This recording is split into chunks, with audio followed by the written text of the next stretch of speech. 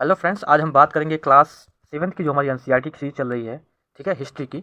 उसमें हम पिछले 6 चैप्टर को कंप्लीट कर चुके हैं। ये मेरा 7वां चैप्टर है जिसका नाम है जनजातियाँ, खानाबदोश और एक जगह बसे हुए समुदाय। एक बार इसको देख लेते हैं, इसको पढ़ने से पहले कि हम आज बेसिकली इसमें पढ़ने के वाले हैं।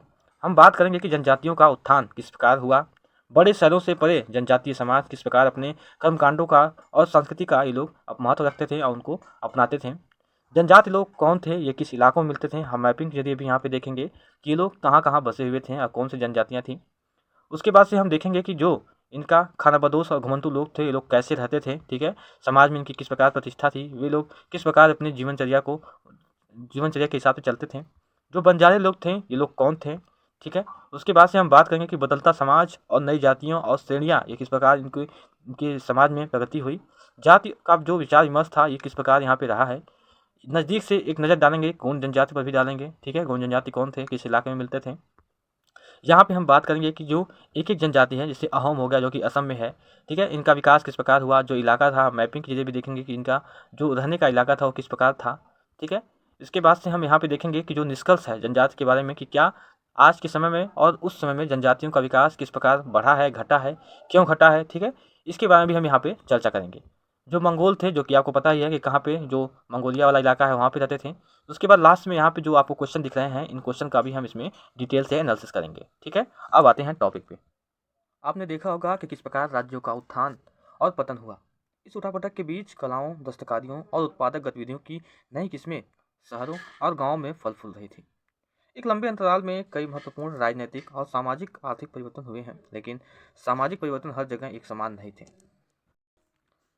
क्योंकि अलग अलग किस्म के समाज और अलग अलग तरीके से ये लोग विकसित हुए हैं। ऐसा कैसे और क्यों हुआ है, इसको हम आगे इसमें जानते हैं। इस महाद्वीप के बड़े हिस्से में समाज वर्ण के नियम, जो समाज हैं वो वर्ण के नियम के अनुसार पहले विभाजित थे। ब्राह्मण द्वारा सुझाए गए नियम बड़े बड़े राज्यों के राजाओं द्वारा स्वीकार किए गए थे। इससे ऊंच और नीच तथा अमीर और गरीब के बीच का जो फासला था वो काफ़ी बढ़ गया था। दिल्ली के सुल्तानों और मुगलों के जो काल है, उस काल में इसको श्रेणीबद्ध किया गया था और ये श्रेणीबद्ध काफ़ी जटिल हो गया था उनके काल में, ठीक है, मुगलों काल में। अब नेक्स्ट में आता है कि बड़े शहरों से परे जनजातीय समाज कैसे विकसित हुए और बड़े शहरों में इनका किस प्रकार योगदान रहा है, इनके अगल बगल किस प्रकार ये लोग रहे हैं। तो अलबत्ता दूसरे तरह के समाज भी उस समय मौजूद थे, ठीक है, अलबत्ता नाम है उसका।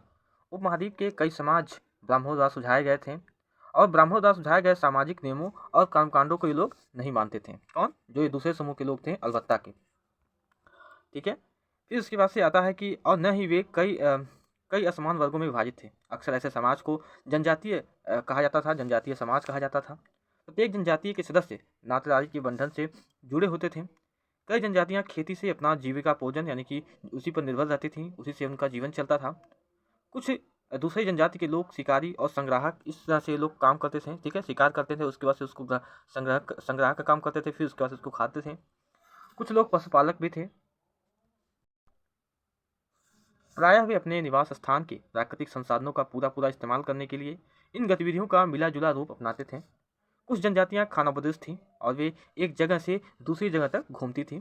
जनजाति समूह संयुक्त रूप से भूमि और चरगाहों पर नियंत्रण रखते थे, ठीक है। संयुक्त मतलब होता है कि जैसे मान लीजिए यहाँ पे घर है सभी लोगों का जनजाति का, तो यहाँ पे एक सामूहिक रूप से यहाँ पे बना दिया जाता था कि ये ज़मीनें हैं, यहाँ पे हम लोग इसका चारागाह का काम करेंगे, इतना हम जो है इसके भूमि का निर्माण करेंगे, इसमें हम बोएंगे, इस तरह से हम बीजों को बोएंगे।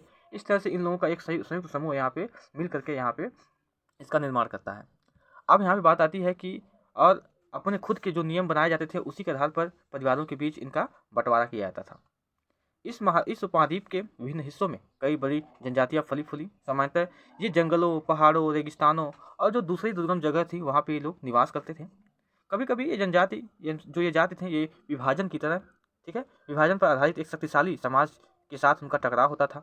कई मायनों में इन जनजातियों से अपनी आज़ादी को बरकरार रखा और अपनी अलहदा संस्कृति को बचाया। यानी जब इनका विवाद किसी बड़े समूह से होता था, ठीक है, उसके बावजूद ये उनसे लड़ते थे और अपनी संस्कृति जो है उनको ये लोग बचा लेते थे, ठीक है, जो उनकी भाषा है, जो संस्कृति है, जो ये लोग नियम बनाते थे, इन सारी चीज़ों को लोग बचा लेते थे। लेकिन जाति आधारित और जनजाति समाज दोनों अपनी विविध किस्म की जरूरतों के लिए एक दूसरे पर निर्भर भी रहे हैं। टकराव और निर्भरता के इस संबंध में दोनों तरह के समाजों को धीरे धीरे बदलने का भी यहाँ पे काम किया गया है। अब यहाँ पे आपको दिमाग में आएगा कि भाई जनजातीय लोग कौन थे, ठीक है। तो जनजातीय लोग की बात करें तो समकालीन इतिहासकारों और मुसाफिरों ने जनजाति के बारे में बहुत कम जानकारी दी है। कुछ अपवादों को छोड़ दें तो जनजातीय लोग भी लिखित दस्तावेज नहीं रखते थे, ठीक है। आपको ध्यान में रखना है कि हम किसकी बात कर रहे हैं, कि जो जनजाति थे वो लोग कौन थे, उनकी क्या विशेषता थी, किस प्रकार से वो रहते थे, जिनसे हम उनको कहते थे कि ये लोग जनजाति हैं, ठीक है। सबसे पहला काम ये कि जनजाति लोग लिखित उनके पास दस्तावेज नहीं थे, लेकिन समृद्ध रीति रिवाजों और वाचिक यानी कि मौखिक परंपराओं का भी लोग संरक्षण करते थे। ये परंपराएं हर नई पीढ़ी को विरासत में मिलती थी, यानी कि यदि कोई पीढ़ी इसको परंपरा को मानता है तो उसका बेटा भी इसी परंपरा की ओर चलेगा, उसका बेटा भी इसी परंपरा की ओर चलेगा। तो इस तरीके से ये लोग पीढ़ी दर पीढ़ी अपनी परंपराओं को मानते थे और उनका संरक्षण करते थे। जनजाति लोग भारत के लगभग हर क्षेत्र में पाए जाते हैं। किसी भी एक जनजाति का इलाका और प्रभाव के समय के साथ साथ बदलता रहता था, ठीक है। कुछ कुछ जनजातीय शक्तिशाली जनजातियों का बड़े इलाके पर नियंत्रण था। पंजाब में खोखर जनजाति, ठीक है, आपको ध्यान रखना है, पंजाब में खोखर जनजाति 13वीं और 14वीं सदी के दौरान बहुत प्रभावशाली रही थी उस समय। बाद में जो गख्खर लोग हैं ये ज़्यादा महत्वपूर्ण हो गए। तो आपको क्या ध्यान रखना है कि पंजाब में कौन सी जनजाति थी, खोखर जनजाति, उसके बाद से गख्खर, ठीक है। उनके मुखिया कमाल खां गख्खर को बादशाह अकबर ने मनसबदार बनाया था। मुल्तान और सिंध के मुगलों द्वारा अधीन कर लिए जाने से पहले ये लगान और अरगुन लोगों का यहाँ पे अत्यंत प्रभुत्व और विस्तृत क्षेत्र यहाँ पे फैला हुआ था। यहाँ पे बोल रहा है कि उत्तर पश्चिम में एक और विशाल एवं शक्तिशाली जनजाति थी जिसका नाम था बलोच। आपको यहाँ पे ध्यान रखना है। अभी हम मैपिंग के जरिए देखते हैं कि कौन सी जनजाति यहाँ पे कहाँ पे पाई जाती है, ठीक है। तो हमने नीचे बलूच शब्द का देखा है, तो कहा है उत्तर पश्चिम, तो उत्तर पश्चिम यहाँ पे बलूच शब्द है, ठीक है। यानी यहाँ पे बलूच जनजाति पाई जाती है, यहाँ पे गख्खर जनजाति पाई जाती है, जजुआ यहाँ पे पाई जाती है, अरगुन यहाँ पे पाई जाती है, ठीक है, समास यहाँ पे पाई जाती है, भील यहाँ पे पाई जाती है, ठीक है, कोली, जटवास, गोंड, इस तरह से यहाँ पे जनजाति मुंडा, ठीक है, खासी। आपको पता ही है कि मेघालय में गारो, खासी, जयंतिया, इन तीनों जनजातियों का प्रभुत्व यहाँ पे ज़्यादा है, ठीक है। भिन्न जनजाति हम कह सकते हैं कि ये मध्य प्रदेश और इन सारे इलाकों में यहाँ पे मिलते हैं, ठीक है। राजस्थान में भी हल्का हो सकते हैं। तो इस तरह से गोंड भी मध्य प्रदेश में ही मिलते हैं, हल्का यूपी में भी आते हैं। तो इस तरीके से हमने यहाँ पे मैपिंग में देखा, आप इसको एक बार ध्यान से देख लीजिए, ठीक है। यहाँ पे आपको जो जनजाति हैं मेन रूप से वो यहाँ पे आपको दिखाई दे रहे होंगे, ठीक है। अब यहाँ पे हमारी बात आती है कि बलूच के बाद ये लोग अलग अलग मुखियों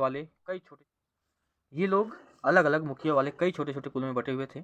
पश्चिमी हिमालय में गड्डी गड़िया की जनजाति रहती थी। उपमहाद्वीप के सुदूर उत्तर पूर्वी भाग में नागा, अहोम और कई दूसरी जनजातियाँ यहाँ पूरी तरह से इनका प्रभुत्व था। उत्तर पूर्वी मतलब ये होता है कि जैसे हमारा ये वाला जो इलाका है, ये वाला, ठीक है।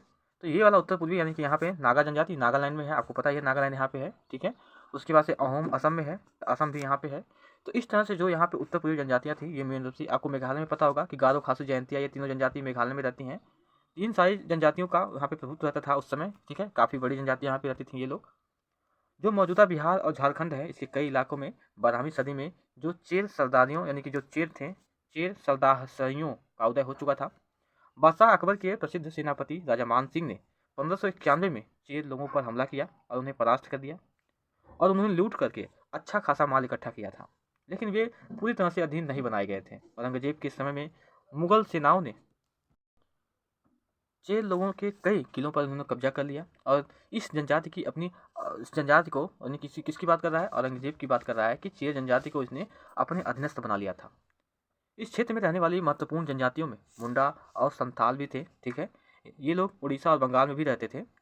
कर्नाटक और महाराष्ट्र की पहाड़ियों में कोली, बिराद और कई दूसरी जनजातियों के निवास स्थल यहाँ पे बनाए गए थे।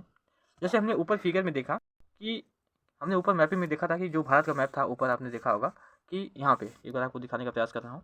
जैसे ये वाला जो मैप है, यहाँ पे हमने देखा कि किस तरह से जो जनजातियाँ हैं उनका निवास स्थल यहाँ पे बचा हुआ था, ठीक है। जो लोग जहाँ पे निवास करते थे उनका जो स्थल है वहाँ पे हमने यहाँ पे दर्शाने का प्रयास किया है। तो आपको यहाँ से देखने का प्रयास करना होगा कि यहाँ पे जो जनजातियाँ हैं वो कहाँ कहाँ, कौन सी जनजातियाँ किस राज्य और किस क्षेत्र में पाई जाती हैं, ठीक है। वही बातें यहाँ पे की जा रही हैं। तो हमने कर्नाटक और महाराष्ट्र की बात की। अब आते हैं कि जैसे जो कोली लोग थे, कोली लोग गुजरात के कई इलाकों में भी रहते थे। कुछ और भी दक्षिण में कोरागा, वेतर, मारवाड़ और दूसरी जनजातियों की विशाल आबादी थी। मारवाड़ आपको पता ही है, महाराष्ट्र के नज़दीकी इलाकों में मिलते हैं, ठीक है। भीलों की कई बड़ी जनजातियाँ पश्चिम और मध्य भारत में फैली हुई थी। 16वीं सदी का अंत आते आते उनमें कई जो है एक जगह बसे हुए खेतीहर और यहाँ तक कि जमींदार भी बन चुके थे। यानी उनके समय काल में बदलाव आने लगा। पहले वो लोग एक स्थान से दूसरे स्थान तक जाते थे, लेकिन अब धीरे धीरे समय बीतता गया तो समय बीतने के बाद अब उनकी बदलाव आया कि अब वो एक जगह है अपना निवास स्थान बना लिए और उसके बाद से समय यहाँ पे खेती भी करने लगे और यहाँ पे कई लोग तो जमींदार भी हो गए। तो इस तरह से जनजातियों के बीच में भी कुछ बदलाव हमने देखा यहाँ पे। अब यहाँ पे बात आती है कि तब भी भीलों ने के कई कुल थे वो शिकारी संग्राहक बने रहे। मौजूदा छत्तीसगढ़, मध्य प्रदेश, महाराष्ट्र और आंध्र प्रदेश में गोंड लोग बड़ी आबादी में यहाँ पे फैले हुए थे। ठीक है। अब यहाँ पे बात आती है कि खानाबदोश और घुमंतू लोग कैसे रहते थे। ठीक है। जो लोग ये लोग जनजाति थे, इन्होंने इनका जो जीवनचर्या था ये किस प्रकार का रहता था। तो खानाबदोश चरवाहे अपने जानवरों के साथ दूर दूर तक घूमते थे। उनका जीवन दूध और अन्य पशुचारी उत्पाद थे उन पर निर्भर रहता था। वे खेतीहर गृहस्थों से अनाज, कपड़े और बर्तन और ऐसे ही कुछ महत्वपूर्ण जो चीज़ें थी कि उनके लिए ऊन, घी और इनका जो बार्टर सिस्टम यानी कि विनिमय करते थे, यानी कि बेचते थे। ठीक है। और उनसे उनको उनकी जो जीवनचर्या थी वो चल रही थी। कुछ खानाबदोश अपने जानवरों और सामान की ढुलाई का काम भी करते थे और एक जगह से दूसरी जगह आते जाते हुए सामान की खरीद फरोख्त भी करते रहते थे। ठीक है। बंजारा लोग सबसे महत्वपूर्ण व्यापारी खानाबदोश थे। उनका कारवा टांडा कहलाता था। उनका जो कारवा था वो टांडा कहलाता था, उसको ध्यान में आपको रखना है। ठीक है। सुल्तान अलाउद्दीन खिलजी बंजारों का ही इस्तेमाल नगर के बाजारों तक अनाज की ढुलाई के लिए करते थे। बादशाह जहांगीर ने अपने संस्मरणों में लिखा था कि बंजारे विभिन्न इलाकों में अपने बैलों पर अनाज ले जाकर के शहरों में बेचते थे। सैन्य अभियानों के दौरान वे मुगल सेना के लिए खाद्यान्न ढुलाई का भी काम करते थे। किसी भी विशाल सेना के लिए 1 लाख बैल जो थे वो अनाज ढोने में लगे होते थे। ठीक है। अब यहाँ पे दिया हुआ है एडिशनल फैक्ट के तौर पे हम देख लेते हैं कि जैसे यहाँ पे दिया हुआ है आपको चित्र जो दिखाई दे रहा है यहाँ पे ये वाला। तो घुमंतू व्यापारियों की श्रृंखलाएं भारत को बाहरी दुनिया से जोड़ती थीं। यहाँ मेवा इकट्ठा करके ऊँटों पर लादा जाता था। मध्य एशिया के व्यापारी ऐसी वस्तुएं भारत लाते थे और बंजारे और अन्य व्यापारी उन्हें स्थानीय बाजारों तक पहुंचाते थे। ठीक है। आपको बात समझ में आई कि जैसे यहाँ पे बात होता था कि जैसे जो मार्केटिंग सिस्टम है, जैसे यहाँ पे कोई सामान पड़ा हुआ है, चाहे वो राजा का हो, चाहे कोई दूसरा व्यापारी यहाँ पे ला के रखा गया हो। अब इसका जो डिस्ट्रीब्यूशन है गाँवों, शहरों और जो नगर थे उसका डिस्ट्रीब्यूशन ये बंजारे करते थे। किसके माध्यम से? बैलगाड़ी के माध्यम से। ठीक है। जो उनके पास पशु रहते थे उनके माध्यम से, चाहे वो ऊँट हो जाए, चाहे वो कुछ भी हो जाए, तो मैक्सिमम जो थे वो बैल ही थे। ठीक है। तो उनके माध्यम से इनका डिस्ट्रीब्यूशन ये लोग करते थे। इनका यूज कहाँ कहाँ पड़ा? इनका यूज जब जब राजा युद्ध में लगे हुए रहते थे तो सेनाओं की जो खाद्य सामग्री है उसको पहुंचाने के लिए भी करते थे। ठीक है। जब कोई दूसरे राज्य। अब नेक्स्ट में हमारा बात आता है कि खानाबदोश और भ्रमणशील समूह ये लोग कौन थे, ये लोग किस प्रकार अपने सामानों का बिक्री करते थे और किस प्रकार अपने एक स्थान पर ये लोग चले जाते थे, कैसे आते थे। तो खानाबदोश घुमंतू लोग, ये लोग जो थे वो घुमंतू लोग होते थे। उनमें से कई पशुचारी होते थे जो अपने रेवण और पशुविंद के साथ एक चारागाह से दूसरे चारागाह घूमते रहते थे। इसी तरह दस्तकार, फेरी वाले और नृतक गायन एवं अन्य तमाशाबीन जो भ्रमणशील समूह थे वो अपना काम धंधा करते रहते थे और एक जगह से दूसरी जगह की यात्रा ये लोग करते रहते थे और दोनों अक्सर उस जगह पर लौट आते थे जहां उन्होंने पिछले साल का दौरा किया था। ठीक है। अब यहाँ नेक्स्ट में बात आती है बंजारे की। एक ब्रिटिश गवर्नमेंट ने बंजारे के वर्णन के लिए कई महत्वपूर्ण बातों को वर्णन इसमें किया है। यहाँ बात किया है कि जैसे 13वीं सदी में आरंभ में भारत आने वाले एक अंग्रेज व्यापारी पीटर मंडे, इन्होंने बाजारों के वर्णन में बात किया है कि इस प्रकार ये लोग बाजारों में जाते थे। सुबह हमारी मुलाकात बंजारों की एक टांडा से हुई जिसमें 14,000 बैल थे। सारे पशु गेहूं और चावल जैसे अनाज से लदे हुए थे। ये बंजारे लोग अपनी घर गृहस्थी और बीवी बच्चे साथ लेकर के चलते थे। एक टांडा में कई परिवार होते थे जिनके उनका जीवन जीने का जो तरीका था उन भारवाहकों से मिलता जुलता है जो लगातार एक जगह से दूसरी जगह आते रहते थे। गाय बैल उनके अपने होते थे। कई बार वे सौदागर के द्वारा भाड़े पर नियुक्त किए जाते थे, लेकिन ज़्यादातर वे खुद सौदागर होते थे। अनाज वहाँ सस्ता उपलब्ध है। ठीक है। वहाँ से वे खरीदते थे और उसे उस जगह ले जाकर के बेचते थे जहाँ वह महंगा रहता था। वहाँ से वे फिर ऐसी चीज़ें लाते थे जहाँ किसी अन्य जगह पहुँचाना रहता था और उन्हें मुनाफा मिलता था। टांडा में 600 से 700 लोग रहते थे और हर दिन वे 6 से 7 मील से ज़्यादा सफ़र ये लोग नहीं करते थे। ठंडे मौसम में भी ये लोग काम करते थे और अपने गाय बैल पर ये सामान उतारने के बाद उन्हें चलने के लिए खुला छोड़ देते थे क्योंकि वहाँ ज़मीन काफ़ी पर्याप्त था और उन्हें रोकने वाला भी कोई नहीं था। अब यहाँ भी हम लेक्चर को कंटिन्यू करने वाले हैं कि कई पशुचारी लोग जो है जनजाति मवेशी और घोड़े जैसे जानवरों को पालने पोसने और संपन्न लोगों के साथ उन्हें बेचने का काम करती थी। छोटे मोटे फेरी वाले की विभिन्न जातियाँ भी एक गांव से दूसरे जगह भ्रमण करती थी। ये लोग रस्सी, सरकंडे की चीज़ें, फूस की चटाई, ठीक है, और मोटे बोरे जैसे जो माल थे उनको बनाते थे फिर उसके बाद से बेचते थे। कभी कभी भिक्षुक लोग भी घुमंतु सौदागर का काम करते थे। नायकों, ठीक है, नर्तकों और अन्य तमाशाबीन की भी जनजातियां थीं जो विभिन्न नगरों और गांवों में कमाई के लिए अपनी कला का प्रदर्शन करती थी। ठीक है, तो इस तरह से हमने देखा जनजातियों के बारे में। अब यहाँ पे हम नेक्स्ट में जो पार्ट 2 आएगा उसमें हम बात करेंगे कि जो बदलता समाज है वो नई जातियों पर किस प्रकार जो है प्रभाव डाला। उसके बाद से इसमें जो और भी चीज़ें बची गई हैं, ठीक है, गोंड, एक एक जनजाति के बारे में, किस प्रकार ये लोग रहते थे, किस एरिया में रहते थे, इसको हम पार्ट 2 में डिस्कस करेंगे। ठीक है, तो आज की वीडियो में बस इतना ही। Thank you very much.